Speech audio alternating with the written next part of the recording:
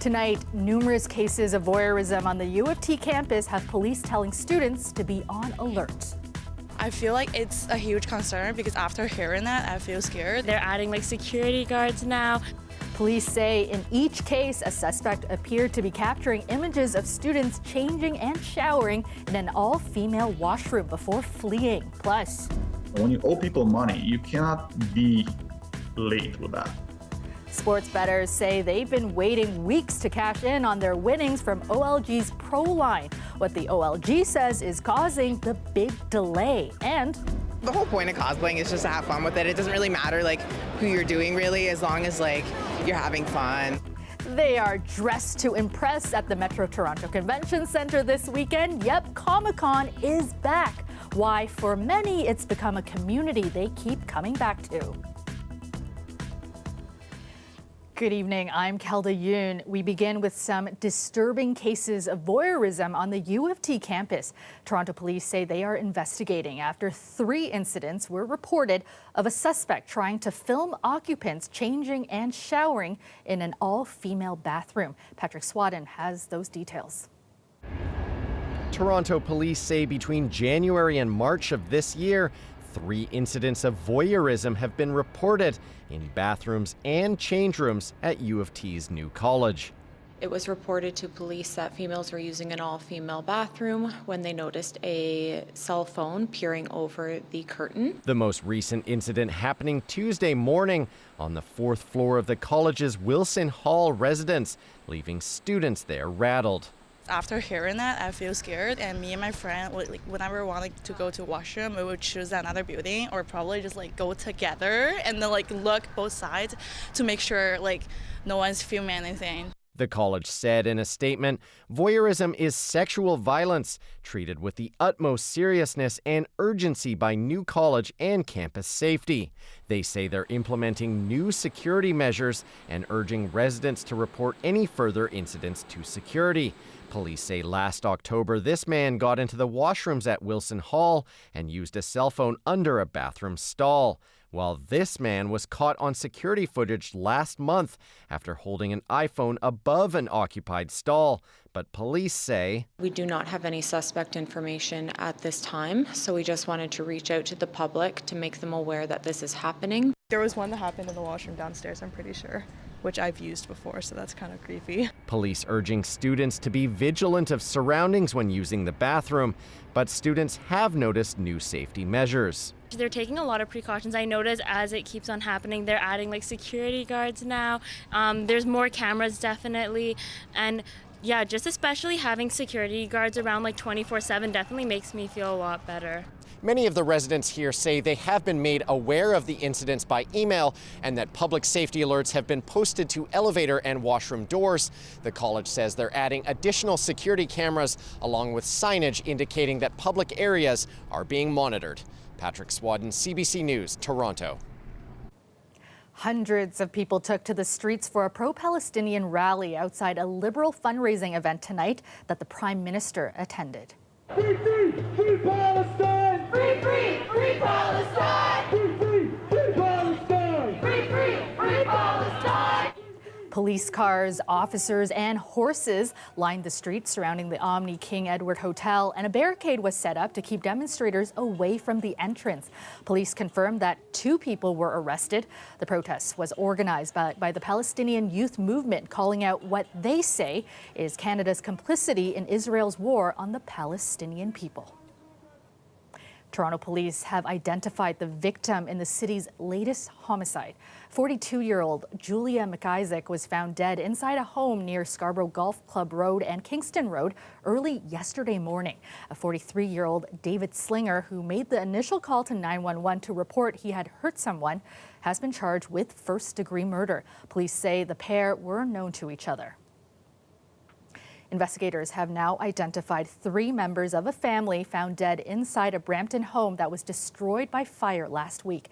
Peel police are calling the fire suspicious, and the homicide unit has taken over. Talia Ricci has the latest. Peel police say that 51-year-old Rajiv Weraku, 47-year-old Shilpa Katha, and their 16-year-old daughter Mehek Weraku all lived in this home that is now completely burned to the ground. Toronto police confirmed the father was a former member of its auxiliary program and that he ended his duties in 2016. It's shocking. I mean, we heard that they were really good people. We heard that they were a really good family. It's really sad to think about the fact that they're all gone. It was one of the most craziest things I've ever seen, one of the most traumatic things I've seen, especially in this area. The fire broke out shortly before 1:30 p.m. last Thursday. Crews were called to the area of Big Skyway and Van Kirk Drive. Multiple neighbors reported hearing a loud explosion prior to the blaze. By the time crews arrived, the home was fully engulfed in flames. We just heard a loud boom noise. I felt my window shake, even though it's down the street. And then we came outside to see what it was. We thought it was a car accident. We never thought that it would be something that crazy. So we came outside, we felt the burning heat all the way down the street. People were freaking out. After the fire was brought under control, investigators discovered what they believed to be was human remains. But as you can see, the damage is so extensive that at the time, they weren't able to determine just how many people may have been inside the home. I'm sure you've seen photos of what this house looks like, and there's not much to it, right? So you can imagine how tough it is to investigate something with not much left. So evidence does not suggest at this time, or we have no evidence to suggest that they have passed before. We also don't have evidence to suggest that they passed during, because the coroner is still doing that post-mortem. Peel Police's homicide unit is leading the investigation alongside the Ontario Fire Marshal and Office of the Chief Coroner. Our investigators are now working around the clock, as the Ontario Fire Marshal has deemed this incident to be not accidental. Police say there are still many unanswered questions about what happened.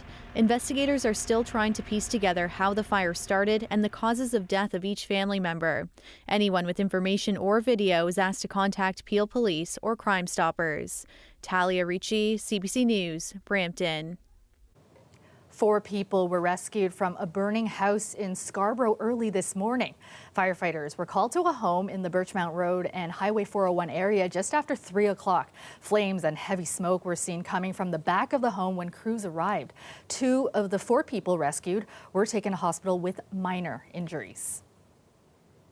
Well, some sports bettors are airing their frustrations as they wait to collect their winnings. They signed up for a sports betting account with OLG's Pro line, but more than a month later, they still haven't been paid for their successful bets. As Lorena Redicott reports, it's not clear when they will see that money. For Val Scarbrough, it all goes back to Super Bowl Sunday. He's not even a football fan, but his daughter and her boyfriend told him about a special by OLG Pro line. If you took a $50 bet, they would give you $500 bonus money to bet. He signed up for an account, put down his bet using his credit card, and he picked Kansas City. It was a big windfall, more than $1,100. But the money didn't get deposited. The message still showing up as unverified. Bank account pending verification. He's reached out to OLG, told it's due to an influx of new players. I uploaded a picture of my void check. It's a Canadian bank. They have my branch number, my account number. What's there to verify, you know? The message also said contacting customer service will not expedite the process. So to me, this translates to like, we're doing a terrible job. Stop bothering us. Like, there's no accountability whatsoever there. He's not the only one left waiting weeks for his money.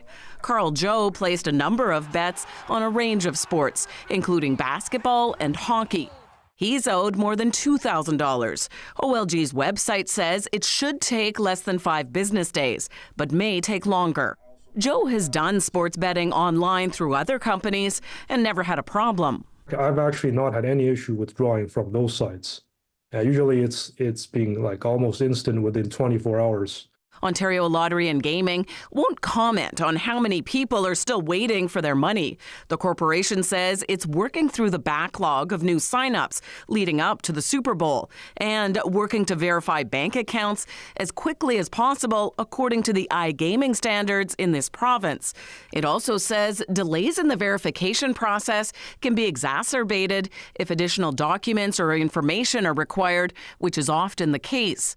Neither of the people we talked to has heard anything back from OLG.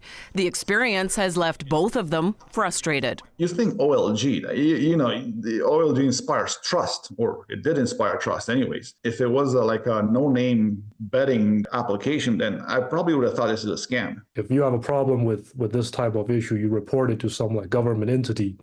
But in this case, this is the government. The Office of Ontario's Ombudsman confirms it's the one that would look into any complaints about this.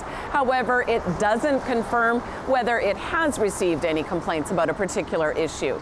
Meanwhile, OLG gave no indication of how long people might be waiting for their money. Loretta Redicomp, CBC News, Toronto.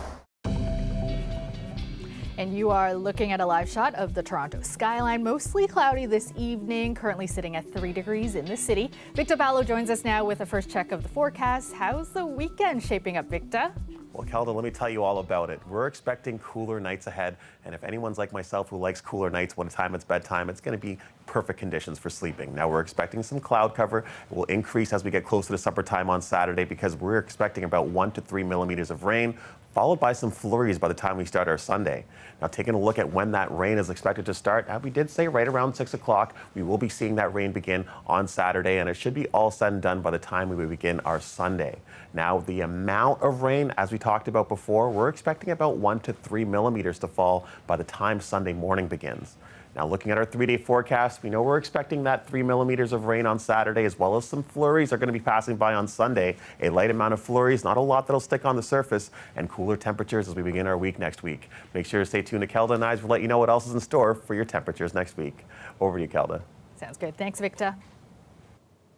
The province owes more than $6 billion so far in retroactive pay increases to public sector workers. The payout comes following a ruling that found a wage restriction bill unconstitutional.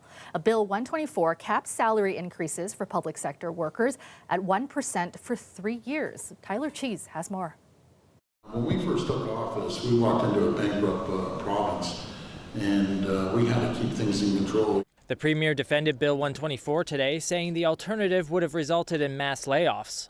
Which we never did, and I never believe in it. These people have to collect a paycheck. They're hardworking people. It's not their fault. The bill applied to a range of organizations that receive funding from the province, mostly in the education and healthcare sectors. The province repealed the legislation last month after Ontario's top court ruled it unconstitutional.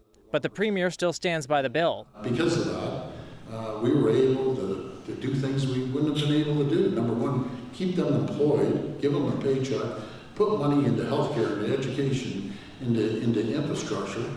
The NDP's Labour critic, however, isn't buying it. Doug Ford is trying to pivot and say that this was the right thing to do. This was never the right thing to do.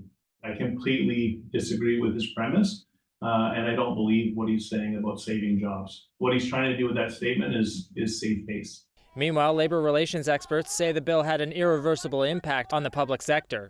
We have seen that Bill 124, in fact, had a terrible impact on the health sector.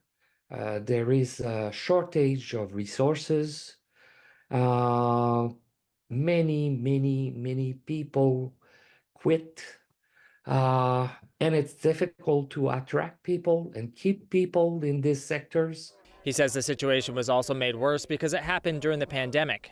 The COVID and this law made the life of many people working for the government of Ontario really difficult. Mainly at the end of the COVID when there was a good rate of inflation. Ontario's Financial Accountability Office has said Bill 124 compensation could end up costing the government more than $13 billion in total. The news also comes as the finance minister is planning to present his next budget on March 26th. Tyler Cheese, CBC News, Toronto.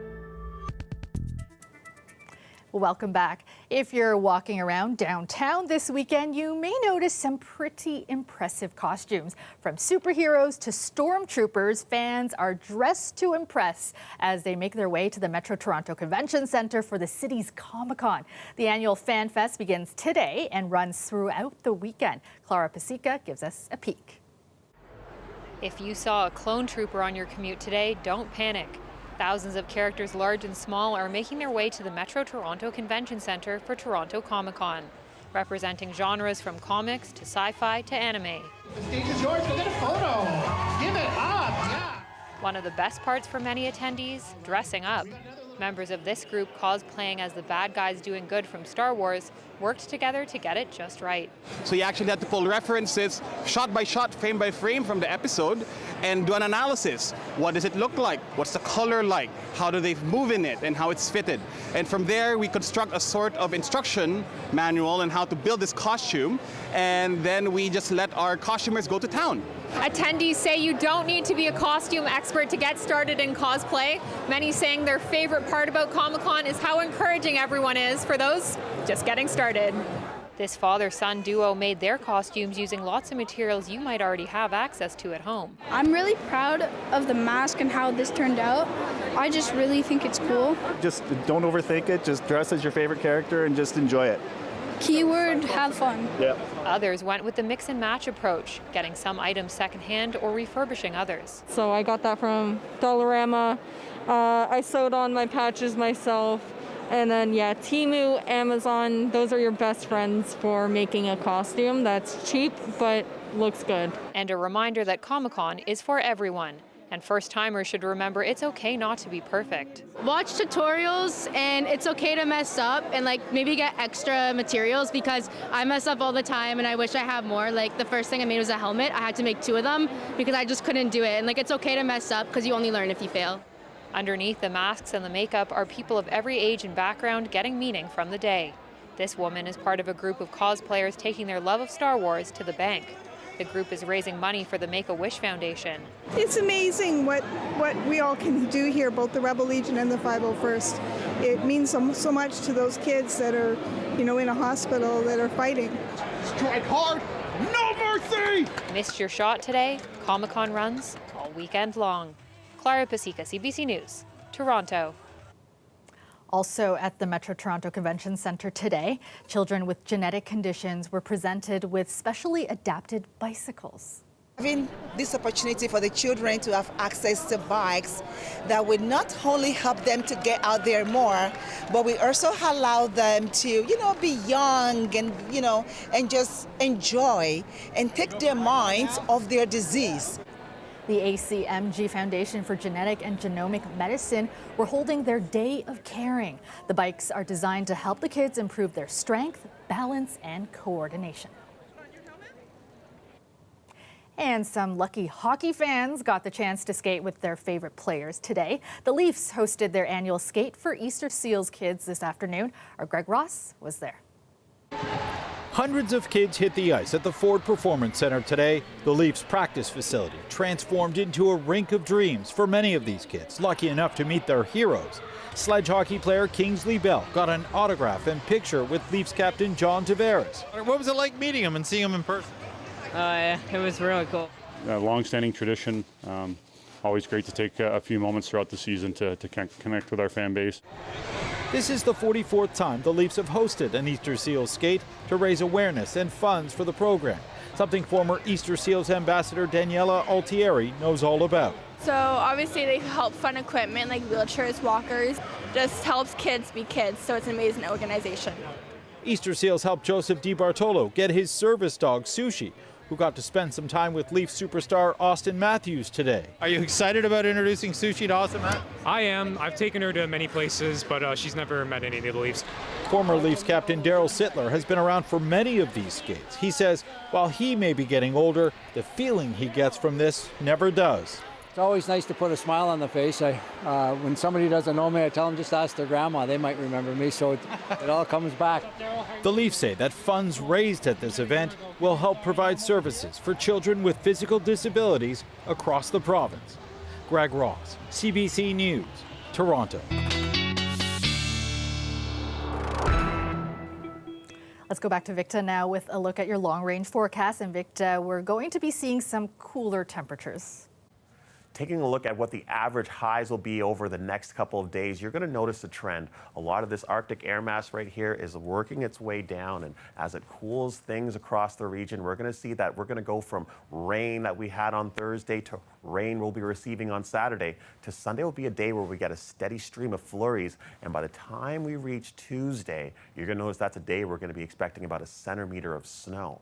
Now, here's what's looking like for our overnight temperatures by the time we start our Saturday. Well, Saturday morning is going to be a day where, well, you can see a lot of that cold air is creeping its way into where we're located. And by the time we reach Monday, it's going to be days where it's going to be lows closer to -4.